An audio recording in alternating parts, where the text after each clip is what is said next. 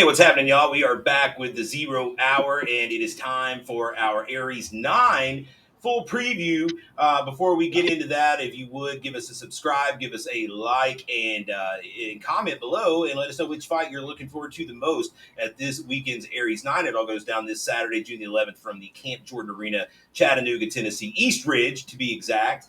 And we're going to break it all down here right now. I'm joined by my man Jeff Hobbs, as well as two of our commentary specialists here, Houston Robertson, Dylan McCarthy, joining me as well. We're going to get into this card. You can catch it at spectationsports.com for the pay-per-view. You can also get your tickets at fightertickswithanx.com. And, of course, you can do your wagering on our pro fights over at action247.com. You can download their app and use the promo code ARIES for a 100% 100% deposit bonus, if you will, on your initial deposit up to $400. And we did a full breakdown of the pro fights, the wagering odds with our guy Cody Saftik. That's on the channel. Make sure you check that out. Always a good listen as we go into one of these events. Jeff, we are getting ready to rock it out here in Chattanooga for the second time here in just a couple months, and a big title fight at the top of the card.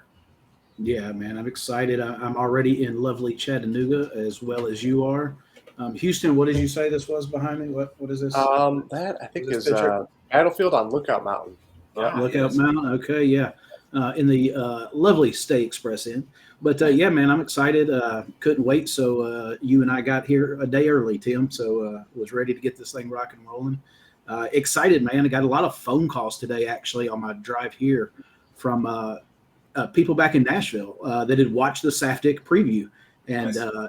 And so as always, shout out to Cody Saftik, because everyone that called said, man, he was spot on with a lot of his analysis. They were really amazed with his takes on that. So but the other thing, after giving Cody props, the next thing they said was, man, this main event, and everybody I talked to on the way here was just, they could argue both ways, and they think they would have a play one way, and then after they were done, they say, but, and so the but is always there, man, and the but is definitely there in this one. Houston, this is your first preview show with us with a pretty large hometown contingency. Of course, you're on our Aries 8 preview show, but this week we expect a lot of good insight coming out of you with a lot of Agogi guys on this card. I'm going to do everything I can not to be super biased, because not only are these Agogi guys, they're all really, really cool guys. So it's going to be difficult for me, but I've been looking forward to this one for some time, and I had an opportunity to chat with a couple guys on the card today and hang out, and it's going to be an exciting one. Absolutely, Jeff's right. Dylan, show number 3 for you in the on the commentary table. We're down in your neck of the woods now. Everybody's from chat, but we got a Nashville guy, a Knoxville guy, 2 Chattanooga guys here. What's the word like on the street out there, getting ready to go into this weekend? Well, I'm definitely a Chattanooga guy. I've been going around and just making sure everybody's aware of what an awesome show we're going to put on. I'm definitely going to be a neutral party. I know Houston's got those strong Agogi ties. You know me, I call it right down the middle like I see it. I am so excited. I've been talking to people out Walnut Street, UTC area, where there's a lot of foot traffic. People who know about us from our last show are stoked to come back. People finding out about us for the first time are going to get a taste. And what a great card to show them, too. I mean, the pro fights alone, but I was doing my notes here the past 2 nights going through the undercard, and it's just going to be an awesome event, so I'm very excited. Let's jump into it. 12 bouts on tap. Prelims get started at 6 o'clock. We've got a little bit of everything here in your preliminaries before we get into the MMA action. Starting off, we've got juniors MMA. This will be a second event in a row that we've done the juniors MMA bout. And I like doing these because it gets these guys a lot of good cage experience. It's difficult to finish these guys in the modified MMA rules. So these guys are getting usually the full 3 rounds of experience. 2 debuts here, flyweights, 125 pounds. It's 3 2-minute rounds. Audie Baker making his debut out of Maryville, BJJ, up from Maryville, Tennessee. That's my hometown.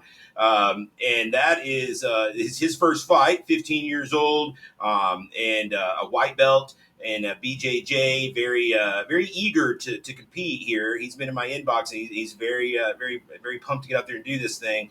He's taking on Aaron Selfors, who is also making his debut out of North Georgia High Stand in Dalton. Don't really know what to expect out of these guys. Looks like Selfors may have a little bit of high school wrestling under his belt. It appears, and Dalton High School wrestler. He's also a white belt, and he's 16 years old to Audie's 15 years old. They're both 5'6". Fairly close matchup here. This is, like I said, don't have a whole lot of insight beyond that. But Jeff, it's always nice to get the event started with some youth. Our last event, we had a lot of youth. This is our only youth bout on this one. They never let us down, Tim. That's the thing, man. They always start the show out strong, and hell, it seems like they bring the most passionate fans. I'm like you, not a lot of research you can do on either one of these. I do know that after you book this and we posted up the graphic, Audie Baker has been pretty active on social media, liking our stuff and sharing. So thank you, Audie Baker, for getting on the card late, but then also helping spread the word, man. So we definitely appreciate that. But can't really break it down because don't know anything about them. They're too young, too new, but excited, man. We all know what the kids bring to the table. Up next, we've got 2 tag team bouts, and this is kind of like my guilty pleasure. This is one of the things I enjoy the most is just like how ridiculous we can make this shit with the tag teams, and they typically deliver some fun stuff. And I don't have any doubts that these will. We've got 2 of them. The one of which is going to be at 400 pounds total combined weight. It is going to be Josh Maynor and Corey Johnson making their debut as a tag team. Now, Josh Maynor has done a fair amount of tag teams before, but with different partners. He actually won the Hydra Cup tag team tournament, if I recall, on the back of his partner. Just kidding, Josh. You did your part too. But Josh Maynor, Corey Johnson. Josh out of Pedigo Submissions. Corey Johnson out of National MMA. They're going to be taking on the Agogi duo of Richard Guerrero, who we know from the and Josh Booker, who we know both of these guys from the MMA circles. Seen both these guys fight several times. They're undefeated between them in MMA. So we'll see how they do in their first ever outing as a tag team. And then after that, we have got a 350 pound combined weight tag team bout. It's going to be Eric Lewis and Kyle Castelline. Eric Lewis, we've seen him fight MMA several times. This will be his first time doing any grappling. And typically, it's his grappling that has been his Achilles heel in his losses. So it's good to see that he is, looking to improve on his weak suit here by going out here and getting out of his comfort zone. Not a lot known about Kyle Castelline. He just jumped in here this week to replace his original partner, Jordan Whalen, who is a pretty good wrestler. I do know he's a white belt. These guys out of Alabama. Taking on another Agogi duo, Brivin Sullivan, Andrew Sturvett, another couple guys we've seen lots of time in the MMA world. Brivin Sullivan, undefeated. We've seen him fight on the last Chattanooga card, very outspoken, braggadocious, brash guy, but very skilled. He can back it up. And, of course, Andrew Sturtevant, his partner, hasn't competed in a while. He has not fought in the Aries cage yet. This will be his first time competing in there. Was going to look at doing a pro debut. This fight card didn't work out, so he's going to jump in there and at the very least knock some rust off here with Brivin in this tag team bout. We'll go to Houston on this one. Houston, your thoughts on these tag team bouts? These are a lot of fun. They are, and you know what? It's kind of funny because Josh does spend a lot of time with Clay and the guys over at Triangle. But he spends a lot of time at our gym too. So, these are guys that we've trained with before. And I think the only question mark to that is Corey Johnson. I don't know him well, but, Richard is incredibly tough, as most people know. If he has your back, you count it out. It's lights over. So I'm really excited for that one. I'm really excited for Brivin to show off his grappling skills. I think a lot of people know him as a proficient striker. I think, he's really, really looking forward to showcasing that side. He's been doing a lot in the gym. He helps out a lot of kids, and he spends a lot of time with teaching and education side. So he's excited, and Andrew obviously very, very explosive. So I'm with you as well, Tim. I like to see these matches, especially when we get started. It's fun, and I think that everyone involved that does them has a really good time.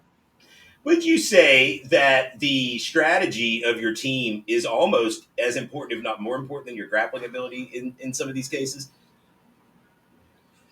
I think so. Yeah. All right. Rounding out the prelims, we'll go to you, Dylan, on this last one here. Our only tie fight.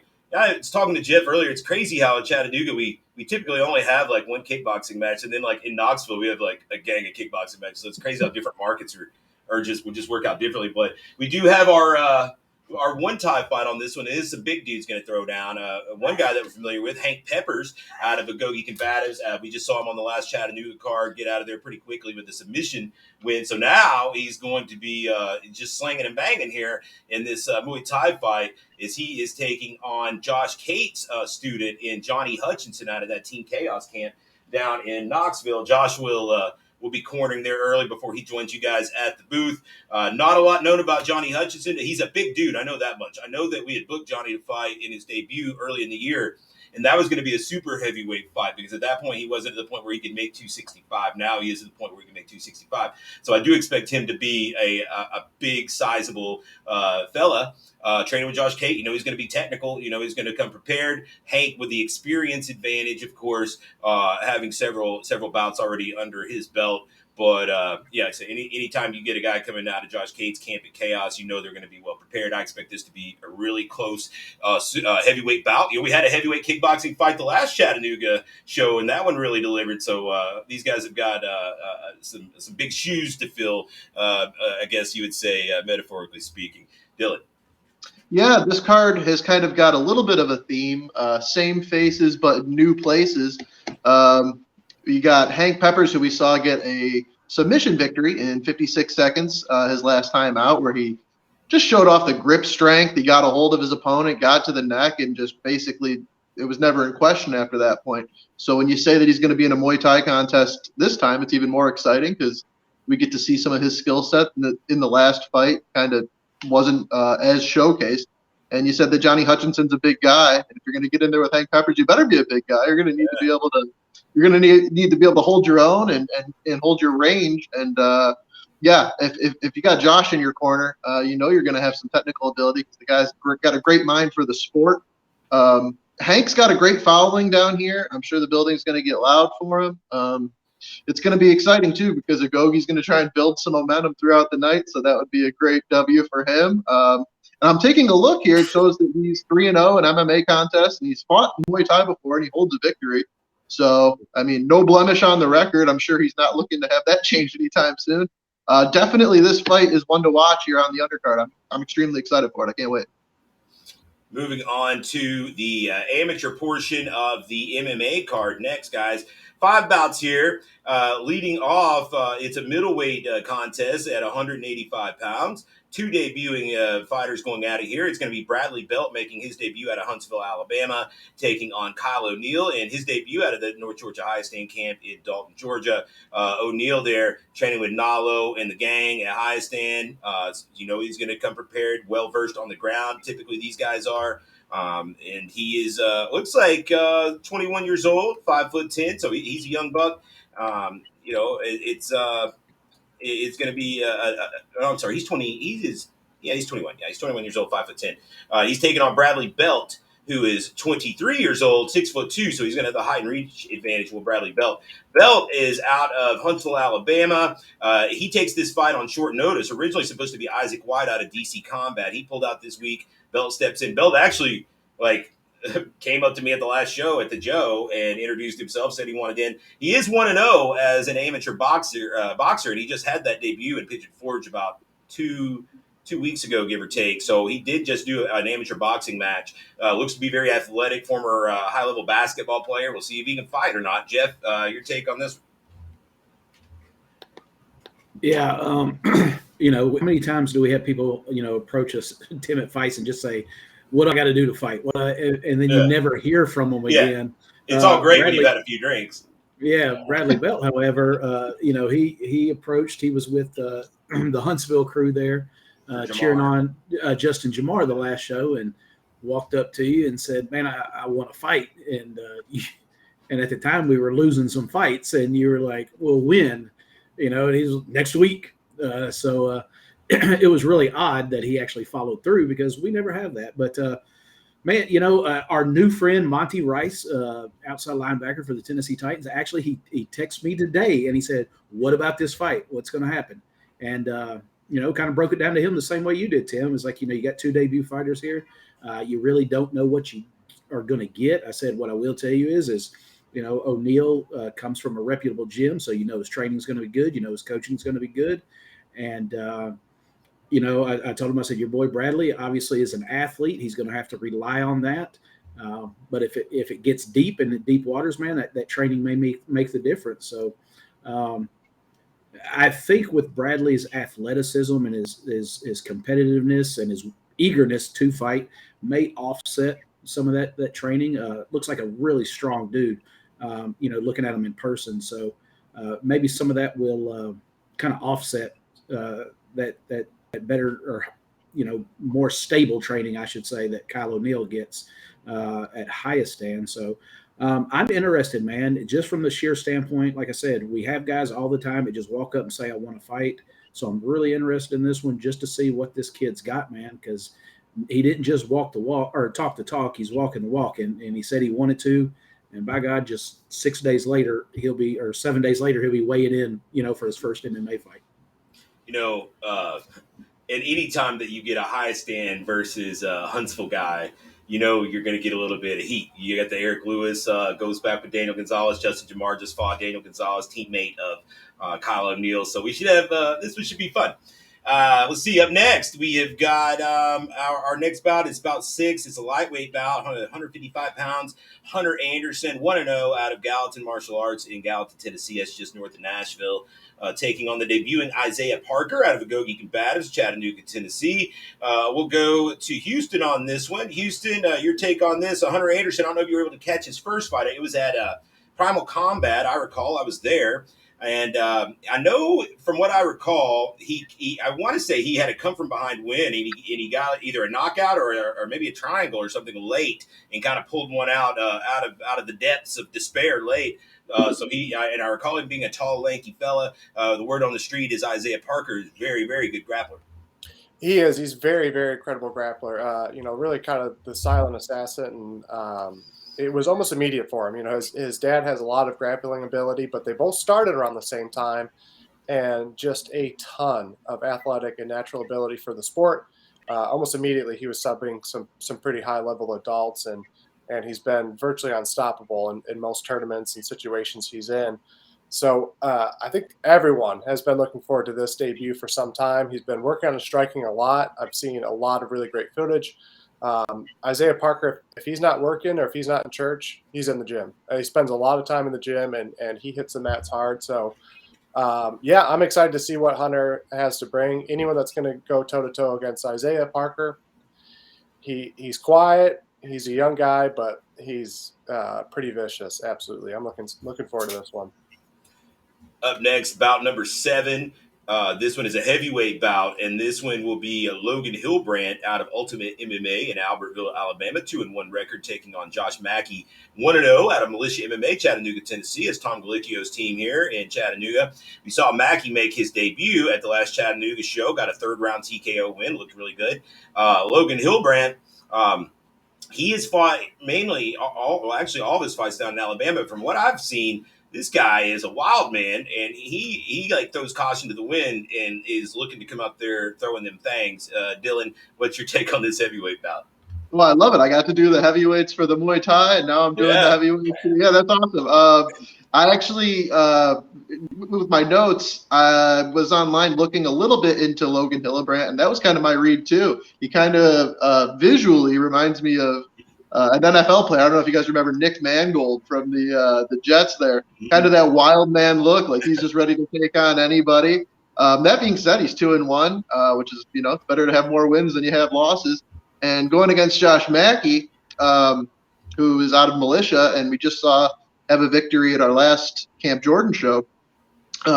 He came on as the fight went on too. That was a very close first round Mackey had, and he kind of got the jitters out, settled in. He also had a lot of people watching him, so that probably had him amped up a little bit. It's going to be interesting. It looks like Josh might have to do the same thing, weather the storm, show that he's got that good cardio for a heavyweight, test his grappling and wrestling chops, because, you know, Josh Mackey does have some collegiate wrestling ability. I think it was 3 years of collegiate wrestling for him. So I'm really excited. I don't have a prediction on it either way, only because Logan Hillebrandt's such an unknown. But if he can match Mackey and these guys can stand, it's always fun to see the heavyweights throw hands. So I'm here for it, and I'm ready to go. Up next, we have got bout number 8, and this one is a catch weight at 130 pounds. And it's going to be two guys looking for a win here. Michael Robinson, 0-1 out of Team Black Dragon, Charleston, Tennessee. He is coming off of a loss to Kutu at the Underground show back in November. That one was over real quick. We didn't really get a chance to see what he could do. But from what I recall, very put together. He is a compact tank of a fighter and, very athletic. You can tell that, he puts his time in the gym. Taking on the 1-2 Cody Ortiz out of Striker Fight Center down in Kennesaw, Georgia, our sole representative from Striker Fight Center on this card. Cody coming off a loss to Brivin Sullivan last time out. These guys are built completely opposite. Ortiz is a tall, lanky, rangy fighter. Robinson is a short, compact, muscular fighter. Interesting one here. I think two guys are going to be really hungry for a win. Jeff, your take on this one? Both these guys, have taken on really tough competition up until this point. So it's good to see one of them grab a win. I'm definitely, this is one of the more exciting, for me personally, I'm excited for this fight because as we've talked before in the past, neither one of these guys have gotten any favors, in their career. They've stepped in against, some tough odds and some tough opponents. Michael Robinson coming to Nashville to the Underground in the hometown of Kutu on just one of Kutu's just best days, man, where he looked phenomenal. And so he runs into an immovable object there. Cody Ortiz, we know his background that he's been into. He's had no easy way to go either. So it's really exciting for me that I think this is the first time that both will be in the cage properly matched. And not to say that the other ones weren't. They were just gung-ho about fighting, and they were willing to fight anybody. I think skill for skill-wise, Kutu was a little more seasoned than Michael was, as well as Cody's past opponents. But as far as kind of where they're at in their career, these are very evenly matched guys right now. So one of these guys I'm already happy for because one of them is going to have a good night, and that they haven't just been able to have a lot of. Cody does have that one win, but man, he has had some tough losses against some tough opponents. So this one, I kind of circled as one I was really looking forward to seeing because again, I think this is a good matchup for both guys, and I'm going to be happy for one of them because they both work hard and I hate to say somebody deserves a win. You got to earn them, but I'll be happy to see that one of them gets to enjoy victory. And I got to say, I thought that even in this loss to Brivin, that Cody Ortiz showed pretty well in that fight. I thought it was still the best he'd looked. So I thought that was certainly improvement there we've seen there. Cody Ortiz. Amateur main event. This one here is kind of the jewel of the amateur card, in my opinion. These guys are both only 1-0, but they're both studs. They're both killers. Great wrestling backgrounds on both these guys. George Carpenter representing Militia MMA. We saw him debut on the last Chattanooga card. Got through Troy Williams very quickly. Troy Williams is a guy that a lot of people just were scared to fight. Lucius Van Rensburg, his opponent, representing Doug Usher's Independent MMA down in Newnan, Georgia, also 1-0. Also a great wrestler, George Carpenter, wrestler at UTC here in Chattanooga, as well as I think he had a year at Penn State as well. Lucius Van Rensburg, also collegiate level wrestler up out of the Washington State area, originally from South Africa, and has 20 years of wrestling experience. Grown up wrestling in South Africa at a very high, at the highest level that South African wrestling offers, I suppose. Good enough to get him over here going to college, though. So, man, for these guys to be 1-0, I think the winner of this fight still emerges with himself towards the top of the pecking order in that lightweight division, just because this is a really tough fight for both guys to take on at this stage. Houston, your take? I'm a huge George Carpenter fan. After his last fight, it was really exciting to see him. I don't know him personally, but a lot of guys in our gym do, and a lot of people around town know him and love him, and just kind of that American kid that I'm really looking to see where his career goes in the short term. With that said, I think this is going to be a much different fight than his last, and I think this is going to be a bigger war for him and a bigger challenge for him. So, yeah, I think this is going to be a banger on this card. I think that, to me, the wrestling, if it cancels out, things could get very, very interesting. I think this will be the both for both of these guys, the first opponent that has been able to potentially match their level of wrestling, and make them maybe go to a plan B. Moving on to the pro card, 3 pro bouts. Bout number 10 is a heavyweight affair. Now we're moving to 5-minute rounds. It's Jake Zog out of Bologna MMA in Bloomington, Illinois, looking for a win here down in enemy territory. He comes in at 1-12, taking on Torres the Punisher Finney out of Gogi Combatives. 1-0, made his debut at our Macon show a few months back. Typically, a middleweight is Torres Finney. This one moving up to heavyweight to fight Big Daddy Jake Zog. The betting odds on this one, Jake Zog is plus 900 with Torres minus 1,200. Heavy betting favorite is Torres Finney. We'll do a quick shoot around the horn on these last 3 here. We'll start with you, Dylan. Any meat on the bones here on with these kind of odds? Okay. I mean, I love a plus 900. I mean, that just immediately, my juices are flowing. I'm seeing those odds. That being said, 1-12 is a pro. Hey, but you know what? If you were going to do it, you look at the size, right? Torrens is going to be extremely undersized. And yes, we've seen him do the high amplitude slams. It's probably going to happen again. That being said, it's a tall order. He's given up a lot of height. It's 6'3" versus 5'7". You just saw the tail of the tape, and you stripped away the names, and you stripped away the records, and you didn't know who was going, and they told you, I'm giving you plus 900 on that guy who's got all that size. You do it. I mean, $100. Come on. Come on. It's going to be fun for your money because I'll tell you what, Jake Zog I think you guys talked about this in the pro betting breakdown. First rounds are where the action's at for that man. So we're going to find out what he came to bring for Finney and if he's going to offer him any problems. I think we'll see it early. So I'm just stoked. Finney in that building is just going to be so much fun. I can't wait. Jeff, the weigh-in pictures for this should be probably some of the most skewed-looking pictures we've ever seen. I think we're looking at about an 8-inch height advantage. Probably if we had to guess, about a 40-pound weight advantage here for Zog. This will look interesting. I think at the very least, a picture.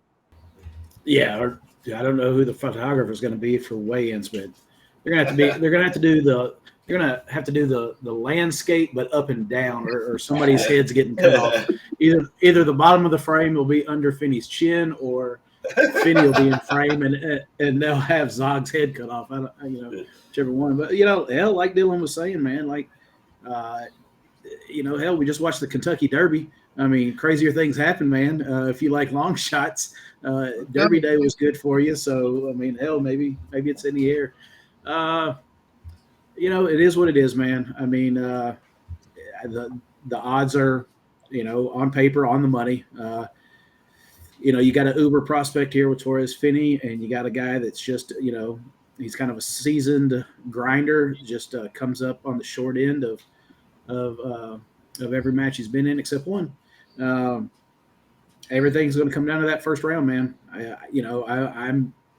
I'm not sure if Torres is going to get that big body up. I'm not sure if he wants to in this one. Word on the street is he really wants to kind of take this opportunity to work on some striking and some boxing and show the naysayers out there that he's not just a wrestler. So maybe we'll get some time in this match. But if that happens, again, all you keyboard warriors out there, I don't want to hear the narrative that it was because he couldn't get him out. He's going to try to work on some things. But there lies the problem. You work too long at that kind of shit, and you got a true heavyweight in the cage, you better be careful. Because the longer you let Zog stick around with that big right hand, you're playing with fire. So while everything tells you that Finney should come out of this on top, there's always a puncher's chance, man, especially in a 4-ounce glove. Houston, round us out on this one. Obviously, I think if you're just looking at who should win the fight, I think Torres is obviously a heavy favorite here. Digging a little bit deeper into it, is this a situation where you think we'll see Torres work on some striking, try to show a few different wrinkles to his game, a few different aspects of his game? Or do you think that maybe this isn't necessarily like the best opportunity to work on that kind of stuff. When you look at the one way that Zog likely has to win is in those crazy exchanges. If they're just throwing those lunch boxes at each other, weighing that much, you know. Yeah, and Jeff had mentioned it that Jake is seasoned, and you're absolutely right. I was watching some fights with him yesterday and today where, those fights were happening when Finney was in high school. Jake has been on different circuits for quite some time. He had a boxing match where he gave up about 115 pounds, and so I think it's going to be interesting to see Jake on the other side of this. There's quite a few matches like that where Jake was undersized quite substantially in the match, and I agree with you. His power in his fights are striking, and where he kind of lacks is a lot of his ground game and creating good scrambles to get out from underneath. With that said, you can't take much away from Finney. And we know that if you're going into a war of just striking, a lot of it comes down to your cardio, and Finney has that pretty dialed in. So I'm anxious. I'm excited to see what's going to happen. I think no matter how many times Finney tells people he's going to strike, we're going to probably see Jake's feet up in the air a couple times. I have a feeling. So yeah, I'm looking forward to see how this one's going to go. Co-main event. We've got 150-pound catchweight Zach Hicks, 5-4 Nashville MMA, Nashville, Tennessee, taking on Corey Delaney, 3-6 out of Team Chaos, and Relentless BJJ up in Columbus, Ohio. Both these guys with 9 fights. Zach on a 2-year layoff after knee surgery. Was supposed to compete at the last show in Chattanooga against Fred Freeman. Fred Freeman pulled out after the weigh-in, so Zach is had a very extended training camp, to say the least, for this fight.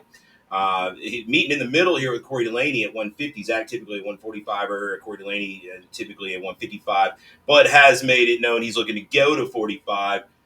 Probably is more suited for 145. What with his frame, he's a muscular tank of a guy. Again, not a lot of reach and height though. So a lot of those 55s have given him trouble with the reach and the height disadvantages. Zach Hicks, great wrestler, purple belt BJJ, minus 200 favorite in this fight with a plus 170 to come back on Corey Delaney. Delaney actually on a win though. Corey's come up here, or down here I should say, and fought really, really tough competition, typically come up on the wrong side of things, but fighting a high level of difficulty.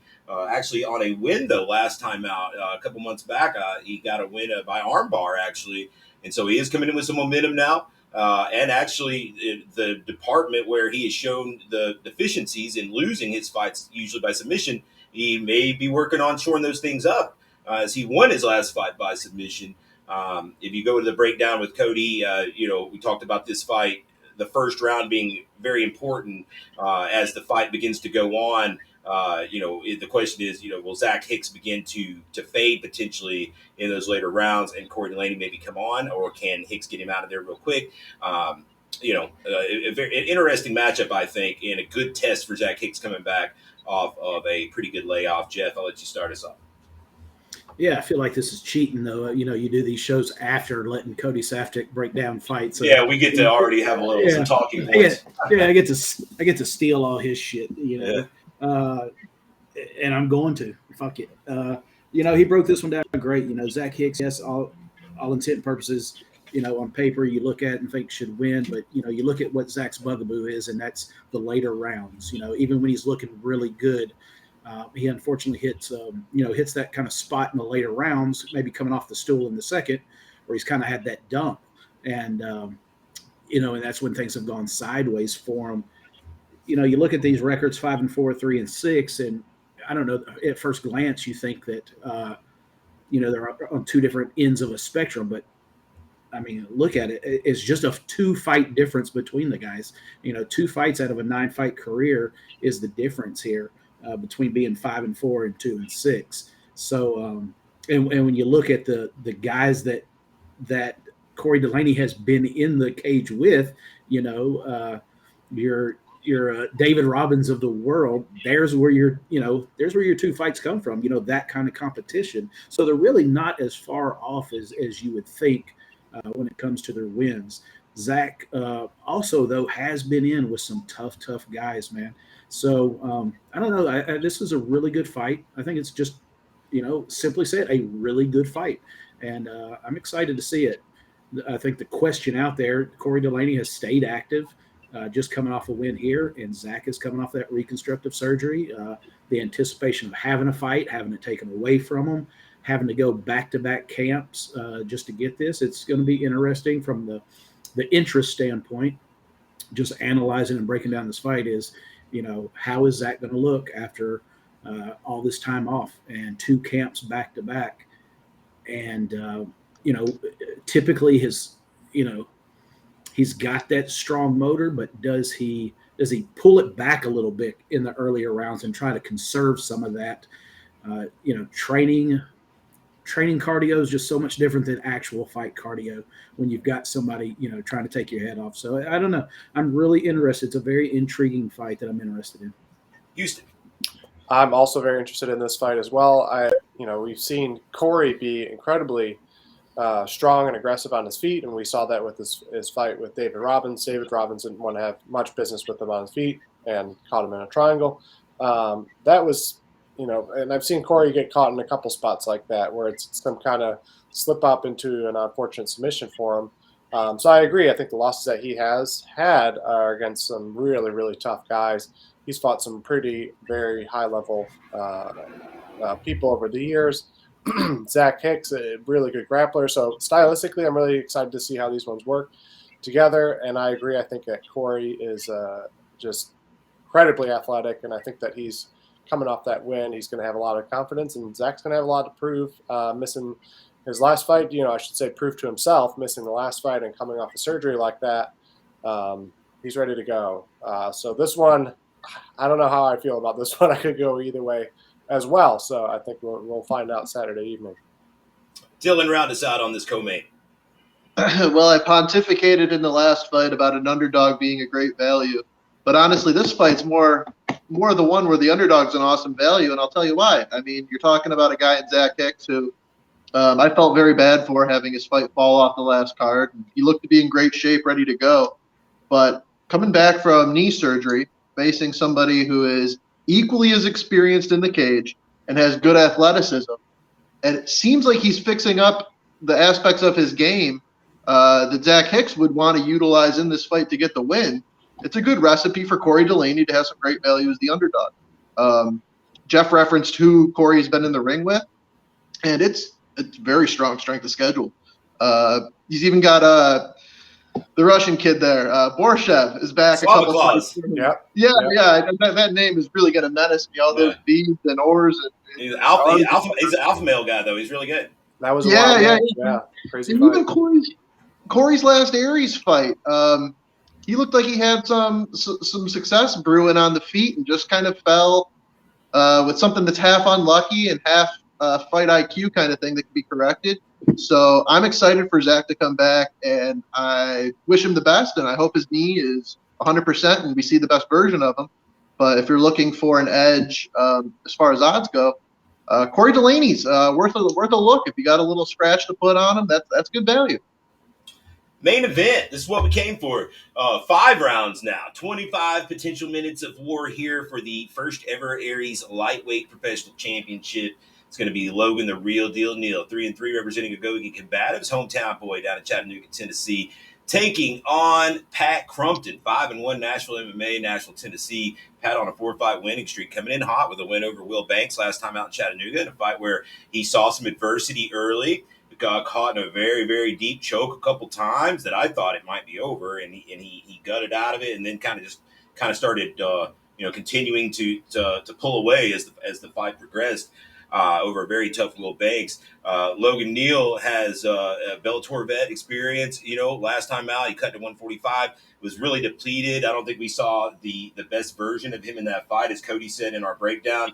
Definitely a situation where you can kind of give him a pass on that last performance, given the circumstances. But any other time we've seen Logan Neal, his chin is held up very, very well. And notably so, is one of his strengths, I would even say.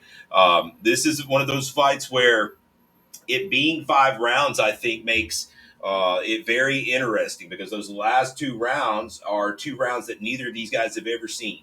And they're both known to have good cardio. They're both known to kind of pull away as the fight, or not pull away, but I will say strengthen, pick up momentum, if you will, as the fight progresses. So I think that that's a very interesting storyline here. We're going to let Houston start us off. You're a teammate with Logan Neal, but you've called Pat Crumpton's last fight, so you should be fairly familiar with both these guys. The odds, this is a little surprising to me. I expected Crumpton to be a slight favorite. I would have expected Crumpton to be at about minus 140 to minus 160, but they've got him a straight pick 'em. The odds makers valuing, I think, that hometown crowd behind Logan Neal and potentially valuing a slightly stronger strength of schedule that Logan Neal has up to this point to make this a pick'em fight. The total's 3.5 rounds, and I think that's about spot on because that's right when business, I think, will begin. We'll start at about the 3.5 round mark, I think, so we're going to start having an idea which way this is going to go. Houston, lead us off. Yeah, I think this one's really going to come to a battle of, Logan's technique, ability, and skill versus just the pure grit that Pat Crumpton has. I think that's really what it's going to come down to. Logan's birthday was yesterday, and we were talking about how he's had so many fight camps during his birthday. He said, man, I can't wait for this win because I'm going to party, and I'm going to eat that cake and I'm going to have a beer or whatever it is. So he has a lot of, not just a big dinner. He has a lot more riding on this fight than that. And I think both these guys really do. This is an exciting one. Logan's been out for a while, just giving himself time to get better and better and get his head right. And I agree with everyone as well. I think the last loss he had, you can kind of give him a pass on, but he doesn't give himself a pass on that. And he's really going to come here to make a statement. And, Pat's going to be doing the same thing. Logan does have this, he's in his backyard, but yeah, this is going to be, I'm thinking third or fourth for this one as well. This is going to be a banger. Dylan, your take on this one? Have you been with us for one of Logan's fights yet? I have not seen Logan fight in person. I've had to go back and watch his bouts.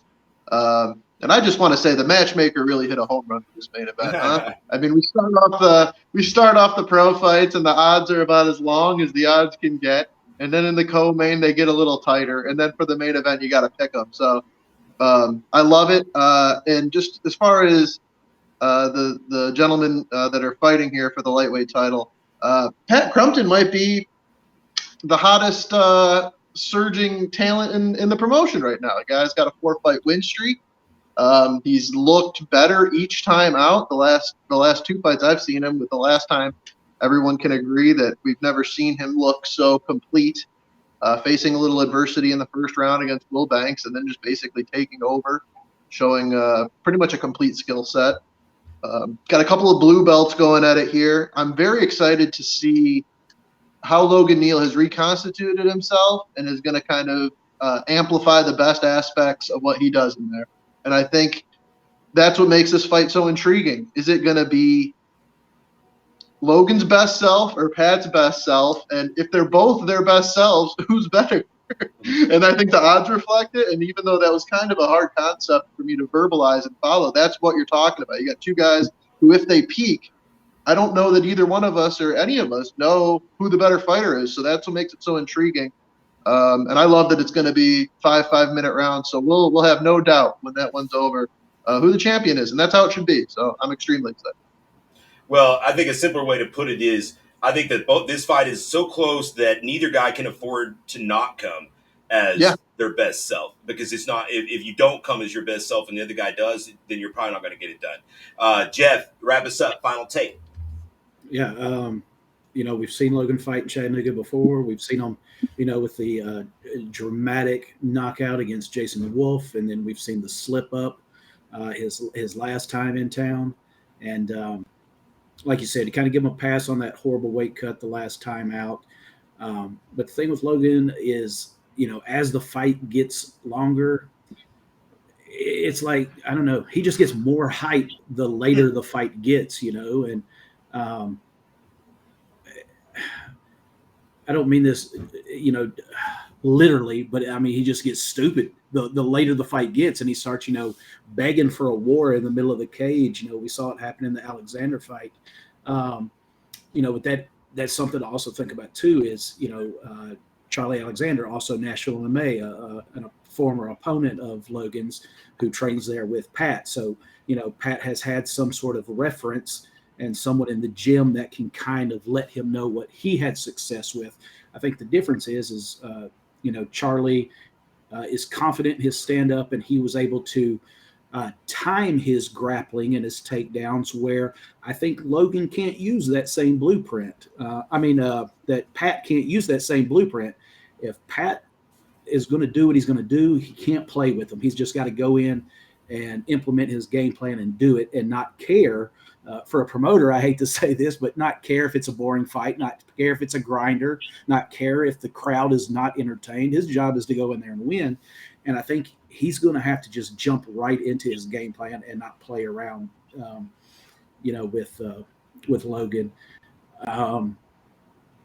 The crazy thing was Pat's last fight had a real rough first round, but Pat also looked to get better and better as the rounds went on. So again, we've got that conundrum where both people's strengths are almost kind of similar. Who's going to give?